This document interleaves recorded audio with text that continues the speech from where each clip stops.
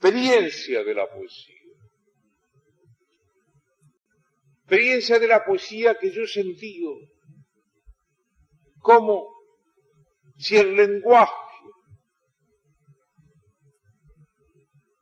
utilizado, vivido, combinado, transmitido, en esa forma que llamamos poesía, nos trajera algo así, como una especie de pequeña explosión cada vez de ser por debajo de las palabras. Como si las palabras tratadas de nuevo, usadas de otro modo, a través de una imagen, de un giro distinto del pensamiento, provocaran el despertar de aquello que somos con más intensidad, de aquello que son las cosas, y que está aplacado, dormido, en expectativa, en potencia.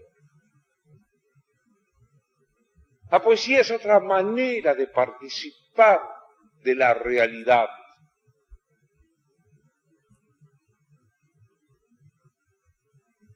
Esa manera de participar de la realidad supone inevitablemente cambiar la visión de la realidad. Supone inevitablemente reconocer que vivimos solo una parte de la realidad, pero una parte muy estrecha de lo que podemos vivir. Que en la vida convencional, urgente, problemática, social, se nos da solo un segmento de algo que no tiene límites. La primera condición de la poesía verdadera es quebrar, romper esa visión consuetudinaria, estancada y repetitiva. Lo cual no significa la exigencia de que todos los momentos sean momentos de esa visión más intensa, pero esa debe ser la visión fundante, la visión que decide, en último término, la palabra y la vida del hombre. Pero ahí no acaba la relación de la poesía con eso que llamamos la realidad, y que nadie podrá definir jamás, pero que todos de alguna manera intuimos y abarcamos en nuestro interior con cierto grado de inefabilidad. Visión de la realidad que se modifica, visión de la vida que se modifica y se abre. La escala de lo real cambia de dimensión y sentimos que en cada cosa, en cada ser, en cada sombra, en cada artefacto, en cada cosa viva, en cada cosa inerte, comienza lo interminable, comienza lo infinito. Cuando uno cree que ha descubierto esto, la vida toma otra dimensión. Y cuando uno cree encima que esa visión es proyectable a través de la palabra, transponible, traducible, a una dimensión propia, que todo eso crea una nueva forma de la realidad a través del verbo, a través de la palabra utilizada de otro modo. La vida puede acabar mañana y habrá sido de una riqueza irreemplazable e introcable por ninguna otra dimensión. Explosión de ser por debajo del lenguaje. Yo recordaba anoche aquí en Rosario una de las aproximaciones más bellas al sentido de la poesía, que es aquella frase de Heidegger cuando dice que la poesía es la fundación del ser por la palabra. No importa que se escriba mala poesía, no importa que nos equivoquemos 1000 veces, que fracasemos otras tantas. A veces la punta de los dedos sienten que están rozando algo más concreto, que lo efímero y transitorio de la vida humana. La poesía es un modo de vida. Es otra manera de participar de la realidad. Hace muy poco, un grupo de gente joven en Buenos Aires me pidió que resumiera alguna de estas cosas. Y yo no quiero cargarlos a ustedes con una lectura muy larga, pero sí quiero decirles cómo comenzaba eso que yo traté de transmitir, de los automatismos cotidianos.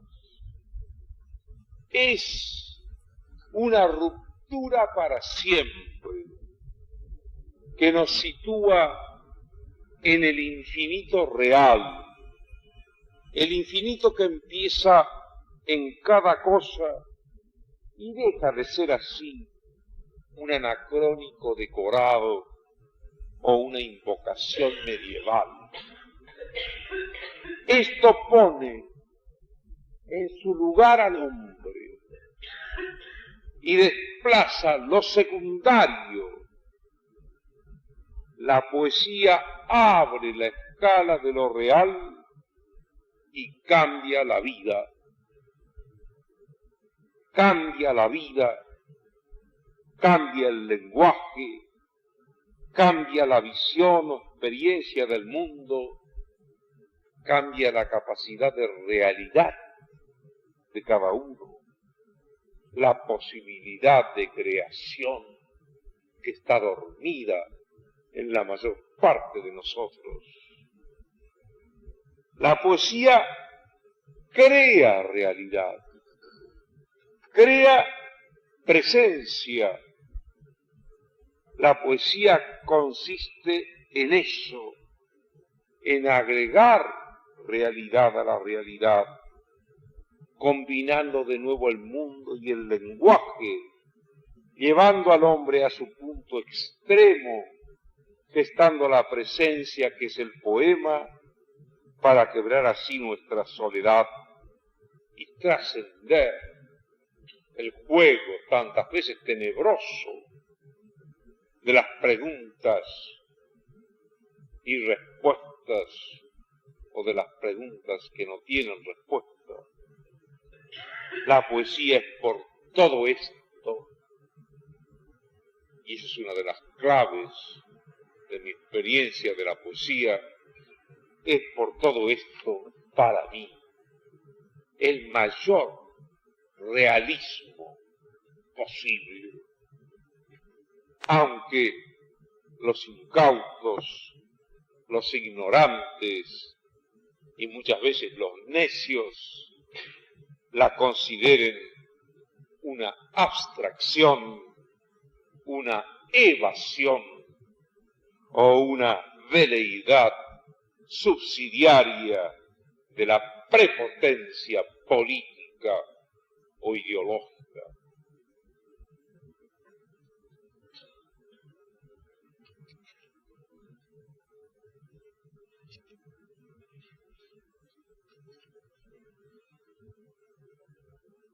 Yo creo que algo de esto está resumido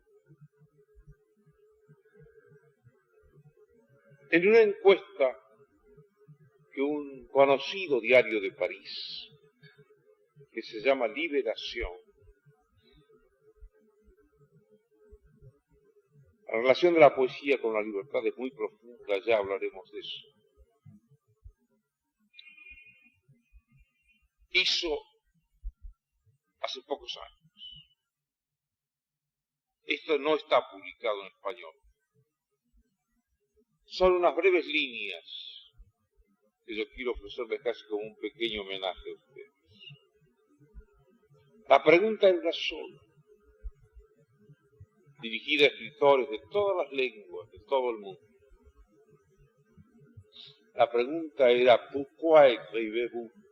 ¿Por qué escribe usted?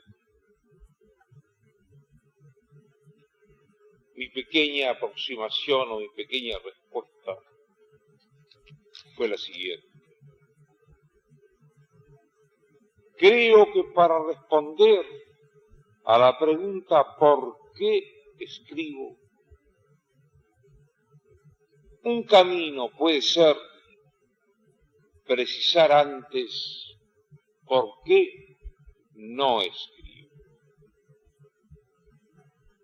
Así, por ejemplo, no escribo para estar en la literatura, que tiene tanto prestigio, ni competir en sus forcejeos por una reputación o un renombre, con o sin garantía de certificada permanencia.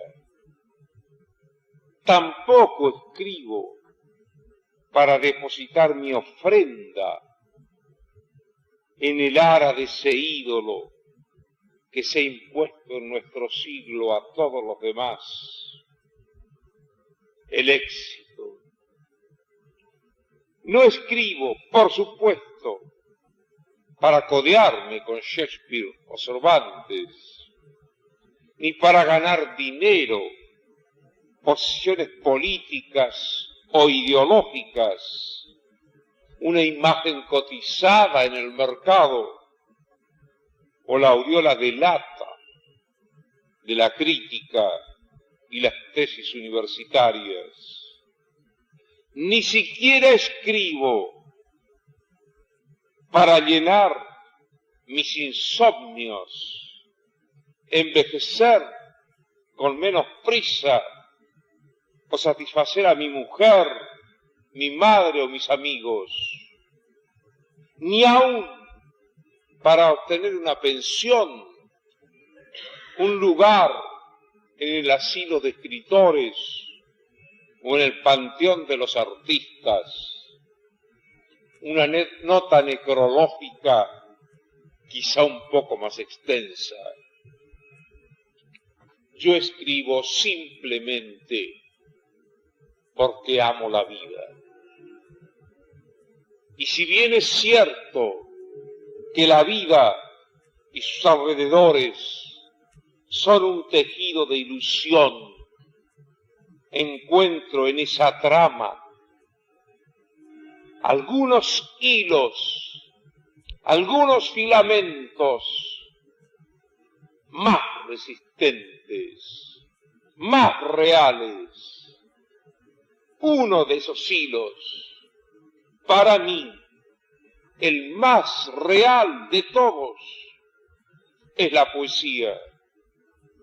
Y aunque sea verdad, como dijo el poeta español, que a la luz de un relámpago nacemos y aún dura su esplendor cuando morimos, también es verdad que el lenguaje del hombre salta frente a la nada como una misteriosa presencia cuando asume su mayor plenitud en el extremo de la condición humana. La poesía es mi última fe, como fue quizá la primera. No fe en esto, fe en aquello que se pueda definir. Una especie de fe en la fe. Una especie de vida en la vida. Encuentro en ella la posibilidad de esperar ante un mundo que ha perdido en buena medida la esperanza. Y recupero allí la intensidad que me permite vivir a pesar del absurdo y la muerte, a pesar de la locura y del suicidio. Yo escribo porque la poesía es para mí la conjunción más profunda del azar y el destino, el extremo del hombre y su lenguaje, mucho más que un género literario, la posibilidad de soportarme, la posibilidad de tolerarme y el ejercicio más completo de esta rara pasión que todos llevamos, esta rara pasión de ser. Y por fin yo escribo porque la poesía y la escritura no necesitan ninguna justificación en un mundo donde toda justificación se está volviendo falsa.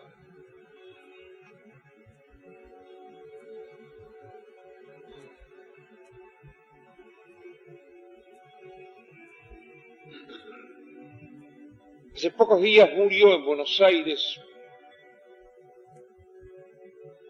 un poeta argentino, muy poco conocido, a quien le escuché una vez, son las únicas palabras suyas que recuerdo,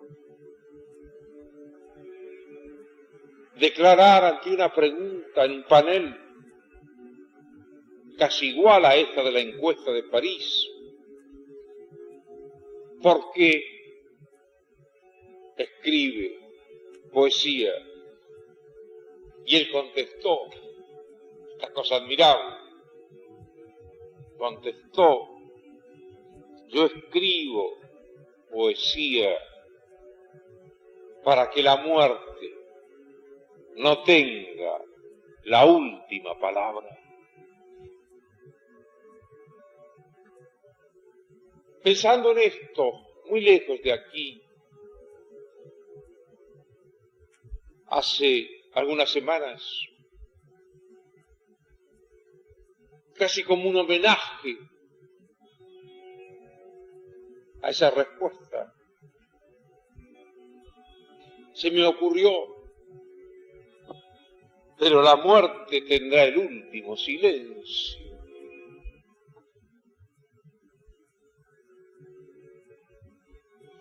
Entonces, hay que decir también el silencio.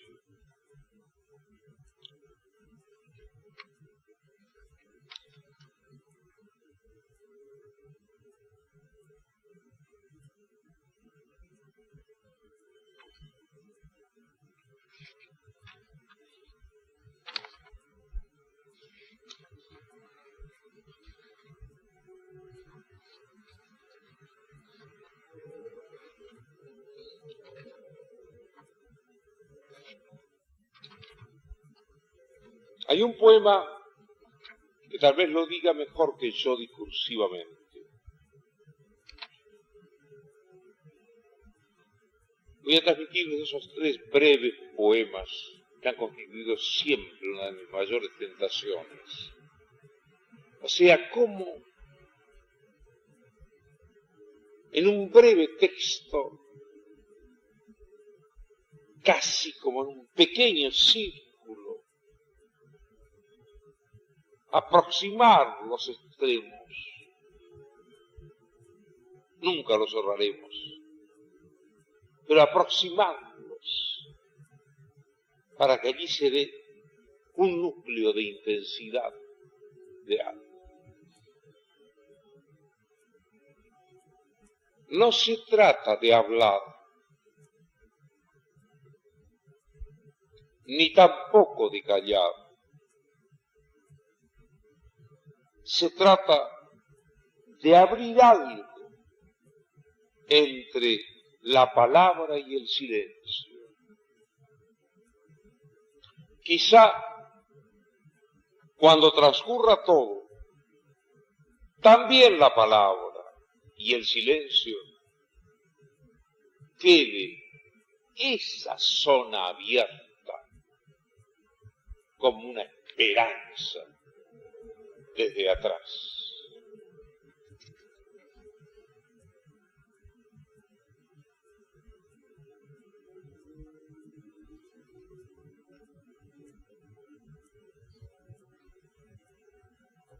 ¿Cómo encontrar esto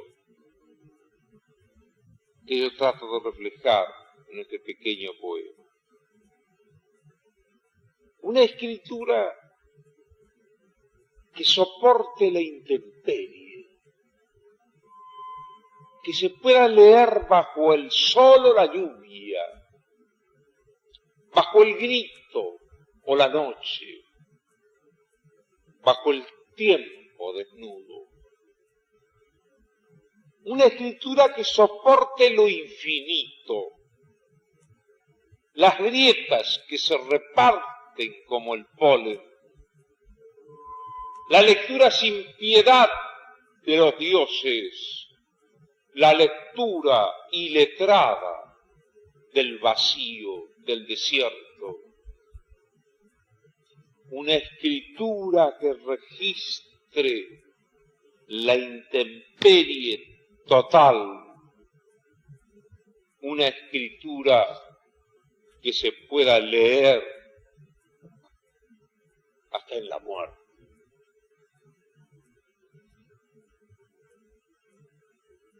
O esto otro, a veces, y nos pasa a todos, a veces pareciera que estamos en el centro de la fiesta. El mundo es una fiesta, la vida es una fiesta en algunos momentos. A veces pareciera que estamos en el centro de la fiesta.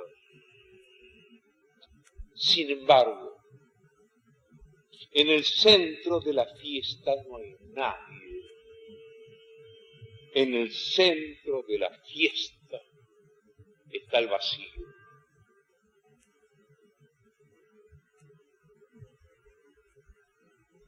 Pero en el centro del vacío hay otra fiesta.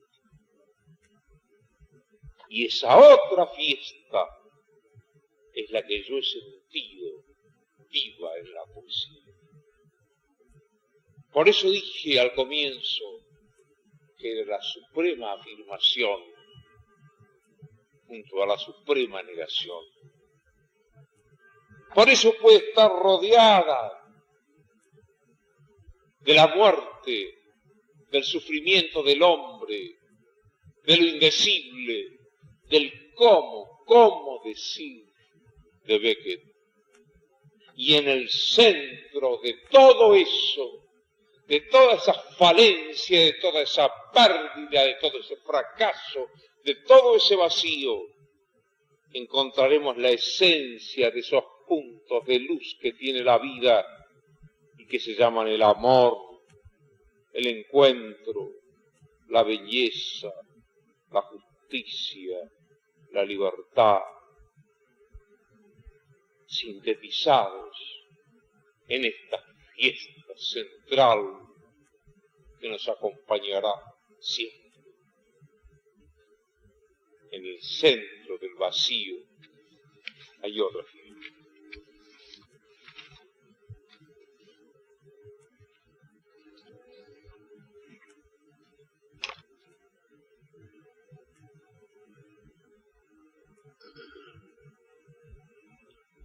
Creo, lo he dicho varias veces al pasar, que la poesía, por lo menos la poesía que yo he buscado,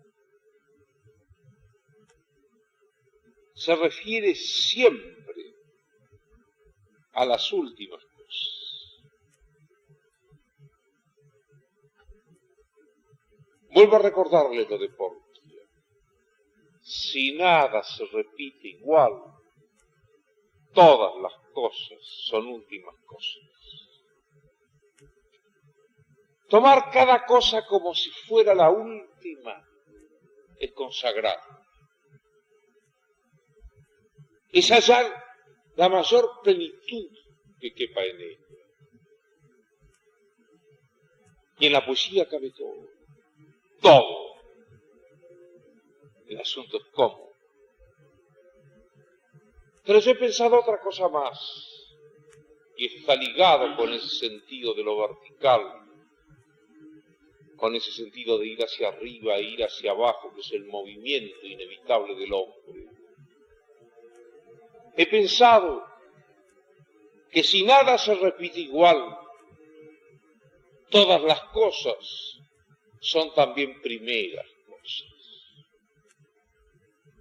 Cuando uno descubre que cada cosa es inaugural, que cada cosa es el comienzo de algo, que cada rostro es el primer rostro, que cada ser humano es el primer ser humano, ¿qué fuerza más grande para transformar este mundo tan cargado de ruindades y en donde los seres humanos no solo no se entienden, sino que no se respetan y se atropellan, que esta fundamental fe de que cada uno es primero y último? Yo pienso, cuando me preguntan para qué sirve la poesía, que esa respuesta se vende en otra botica, no en la mía, como decía Unamuno, porque la poesía no está en el juego de las cosas utilitarias o pragmáticas, sino que da un paso más allá para despertar al que la hace en primer término y a los seres humanos que la reciben, la recrean, o como me gusta últimamente decir, la vuelven a crear, que es la única manera de aprender un poema. Pero ese sentido, ¿verdad? Ese sentido de algo que necesitamos imprescindiblemente, que es recuperar de algún modo una forma de resacralización del mundo,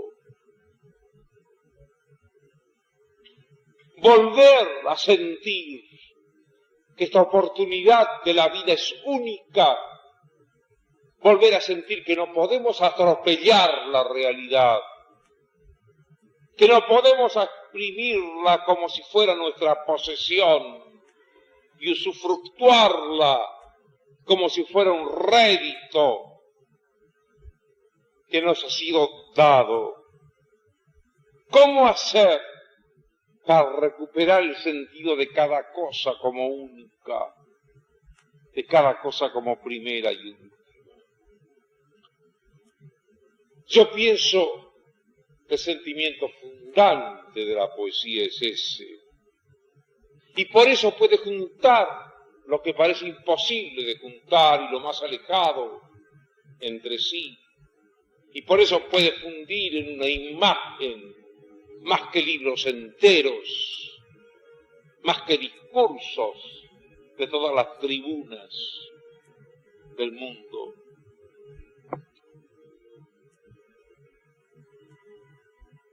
En mis andanzas por América Latina hace unos años, vengo a encontrar por esas cosas del mundo en que vivimos un texto que me obsequian de un poeta griego contemporáneo, Odiseas Elitis, en donde recojo estos versos que vienen de alguna forma a fundirse con lo que digo.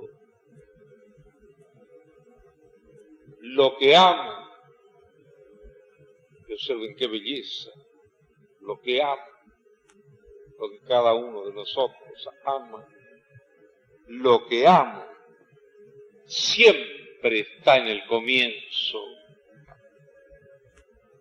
Lo que amo siempre es una inauguración. Ese es para mí el sentimiento de la poesía. Y creo que para tratar de decir esto Hay que sentir ese peso de la poesía que decíamos hoy, pero no un peso de la gravedad simplemente o de la ley de gravedad hacia abajo, sino de una doble ley de gravedad. Así como hay una gravedad hacia abajo, hay una gravedad hacia arriba. Y el hombre es el juego entre esas dos gravedades, de las cuales trata de distraerse o escaparse o olvidarse. El juego entre esas dos gravedades es lo que funda el lenguaje poético, la visión del poeta a través del verbo o de la palabra.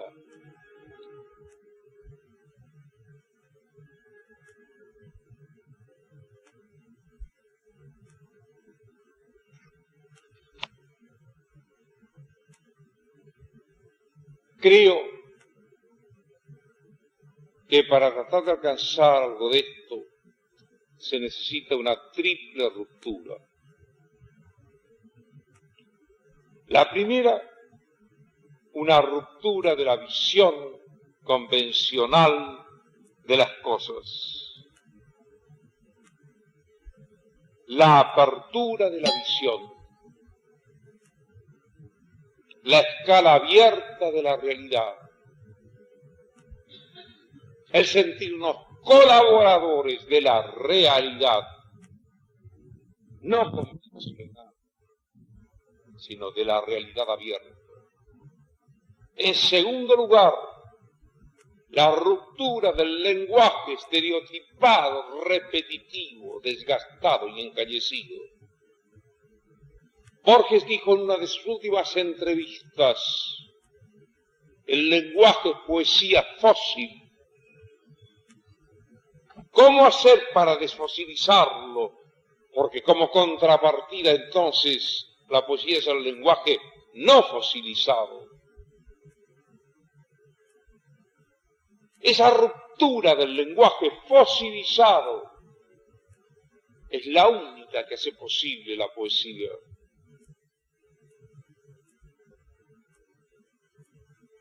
Y la tercera ruptura, la ruptura de la vida y de la experiencia, despertar al reconocimiento inaugural de cada cosa. Nacer de nuevo, como decíamos anoche aquí con los amigos, recoger aquella tradición que viene a través de todas las corrientes de sabiduría, de todas las épocas. Un segundo nacimiento, un segundo despertar, ir a buscar el otro lado de las cosas, tender hacia su revés. Yo quiero terminar esto que podríamos continuar toda la noche con la lectura de algunos poemas para ustedes que todavía no están publicados en libro.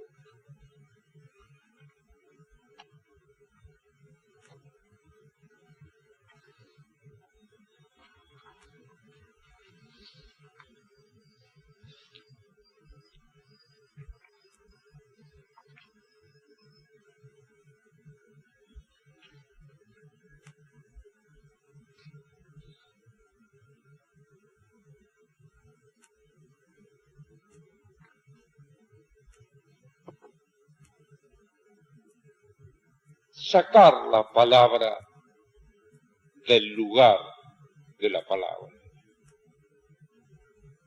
y ponerla en el sitio de aquello que no habla.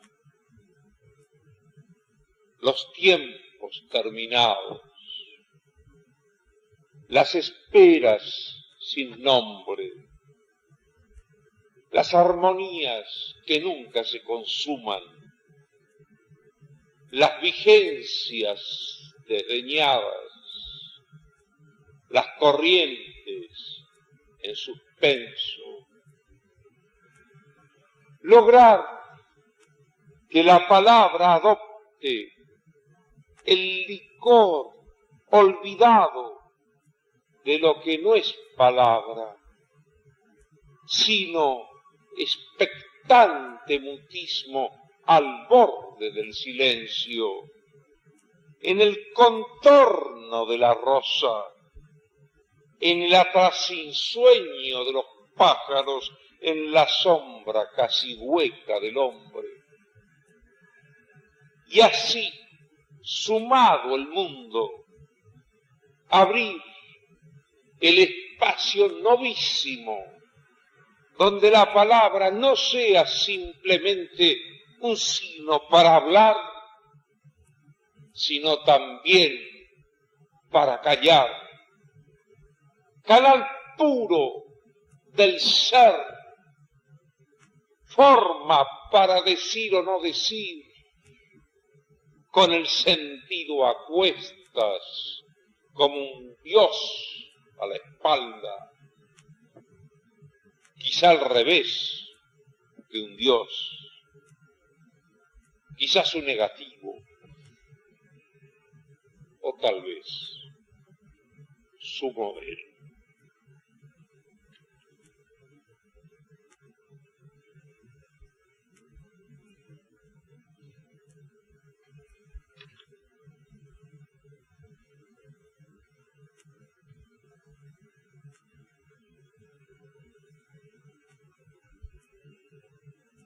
El número 1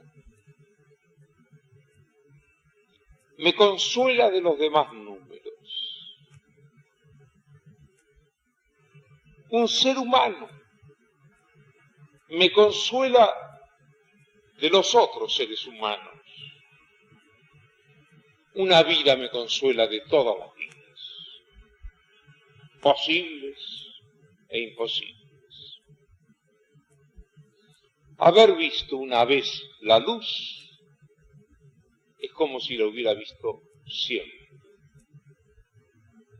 Haber visto una sola vez la luz me consuela de no volver a verla nunca. Un amor me consuela de todos los amores, que tuve y que no tuve. Una mano me consuela de todas las manos. Y hasta un perro me consuela de todos los perros. Pero tengo un temor, que mañana llegue a consolarme más el 0 que el 1.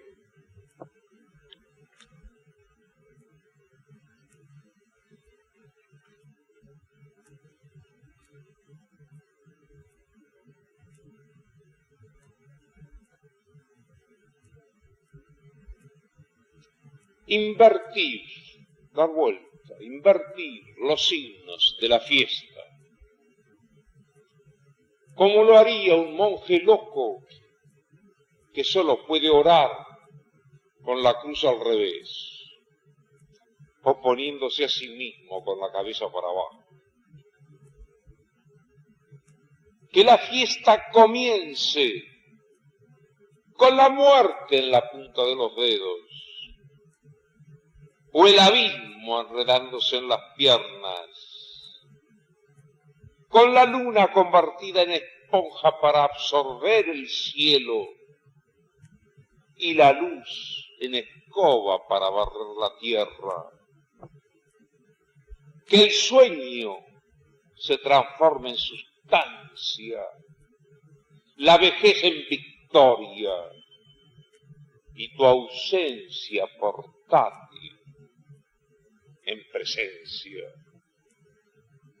y sembrar al voleo la identidad de los rincones como si se encendiera la primera luz con el pabilo de la primera noche. Hay que invertir los signos de la fiesta, romper la malla estrafalaria del fuego que nos ciñe y saltar hacia otro juego más abierto. Hay que hallar más mirada en los ojos o afuera de los ojos y descubrir por fin la fiesta prometida.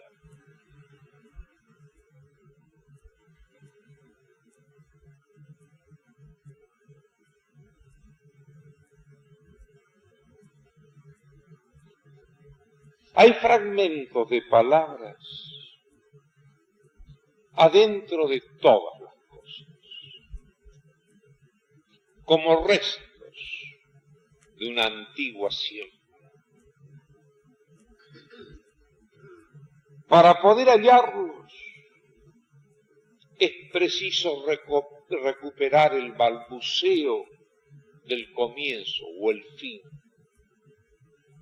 Y desde el olvido de los nombres, aprender otra vez a deletrear las palabras, pero desde atrás de las letras.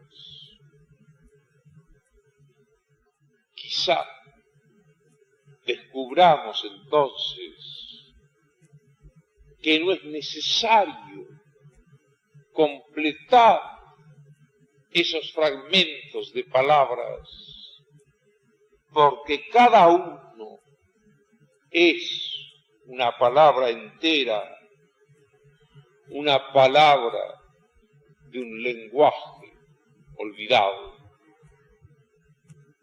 Y hasta es posible que encontremos en cada ser, en cada cosa, un texto completo, un reservado y protegido texto que no es preciso leer para entender.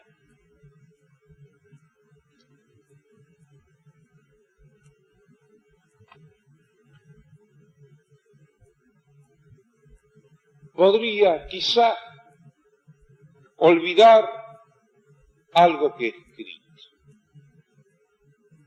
y volver a escribirlo de la misma manera. Podría olvidar la muerte, la vida que he vivido y volver a vivirlo de la misma manera. Podría olvidar la muerte que moriré mañana y volver a morirla de la misma manera. Pero siempre hay un grano de polvo de la luz que rompe el engranaje de las repeticiones. Podría olvidar algo que he amado, pero no volver a amarlo de la misma manera.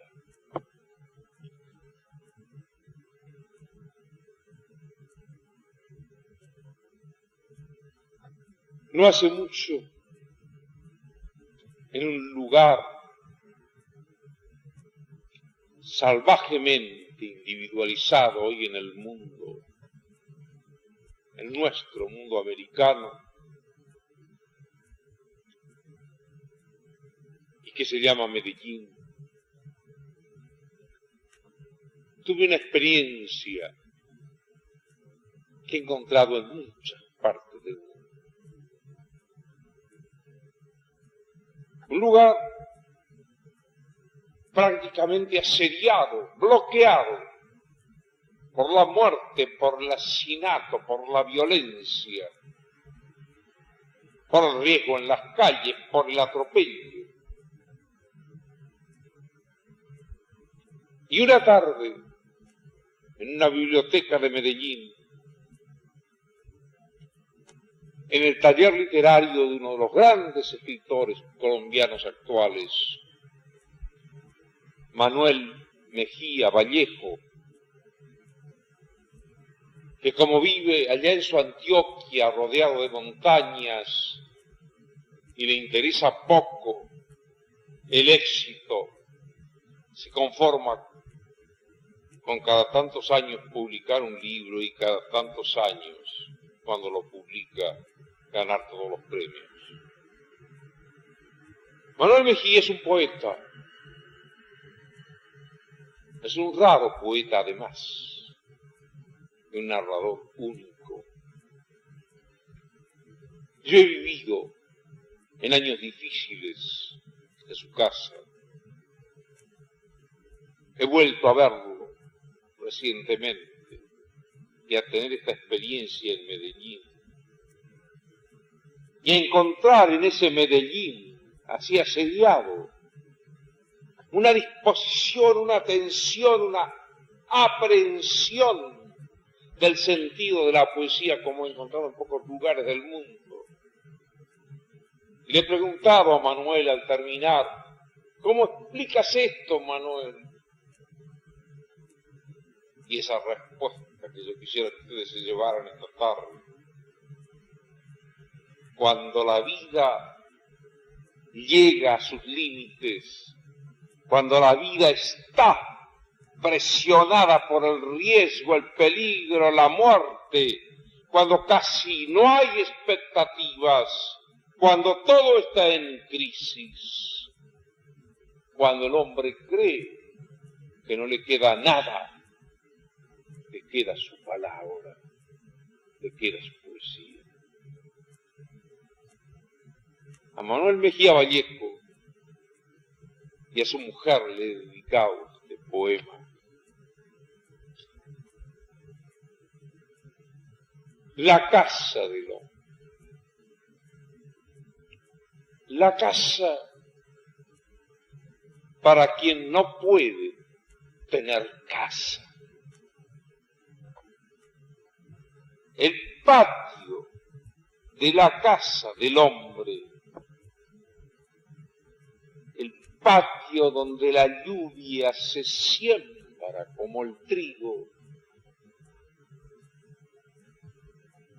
El árbol de la casa del hombre, el árbol que guarda la identidad del tiempo, la luz de la casa del hombre, la luz que se descalza en la noche, la puerta de la casa del hombre, la puerta que no quisiera ya ser puerta,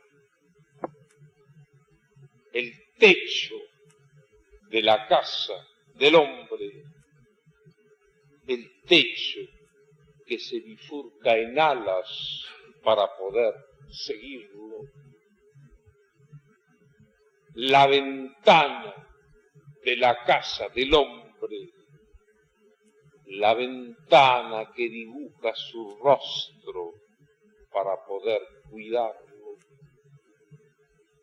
el aire de la casa del hombre, el aire que lo respira mientras él lo respira, la figura de la casa del hombre, la figura que copia su figura, las ruinas de la casa del hombre, las únicas ruinas que no son una derrota, la sombra de la casa del hombre, la sombra que se consuela con su sombra,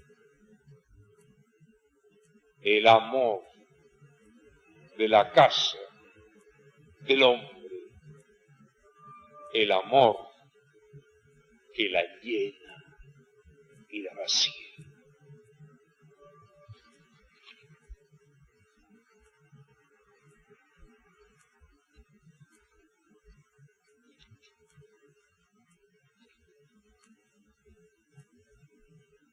Los últimos. ciertas luces apagadas iluminan más que las luces encendidas. Hay lugares donde no es preciso que algo esté encendido para que alumbre. Pero además hay cosas que se aclaran mejor con las luces apagadas, como algunos estratos oblicuos del hombre o algunos rincones que se instalan subrepticiamente en los espacios más abiertos. Y hay también una intemperie de la luz, una zona despojada y ecuánime, donde ya no hay diferencias entre las luces encendidas y las luces apagadas.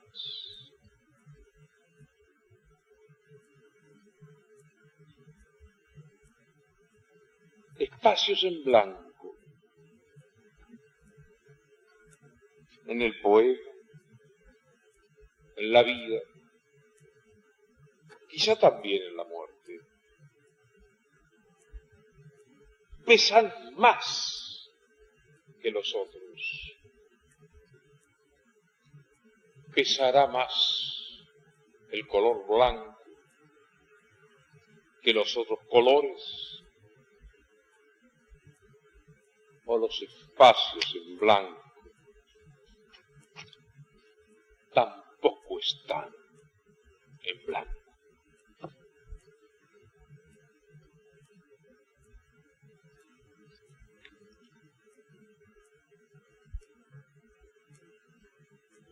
Partículas en suspensión.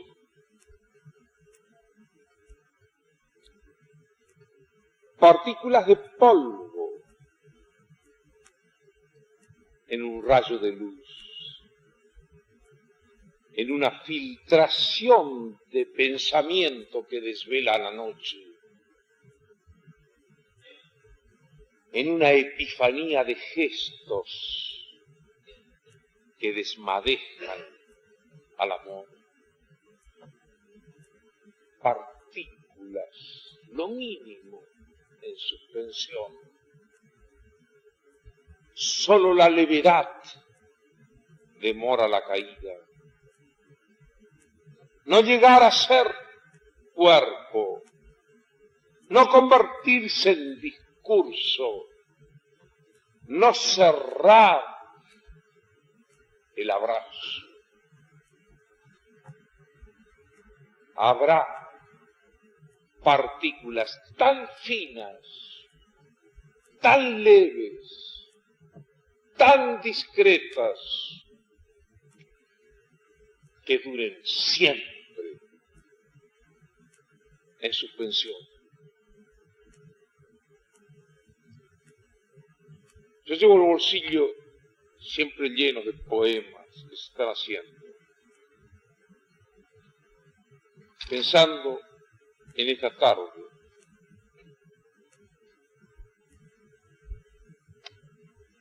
Escribí algo que les quiero transmitir para terminar.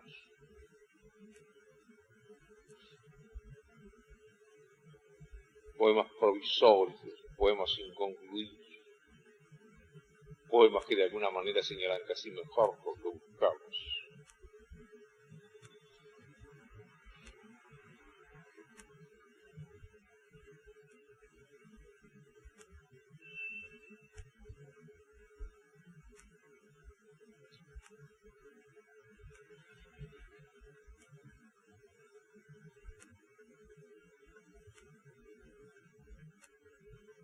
No se trata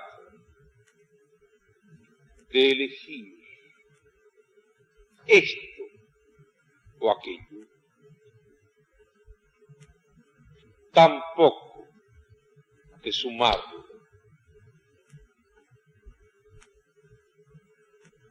Se trata de llegar a la resta que permite el encuentro.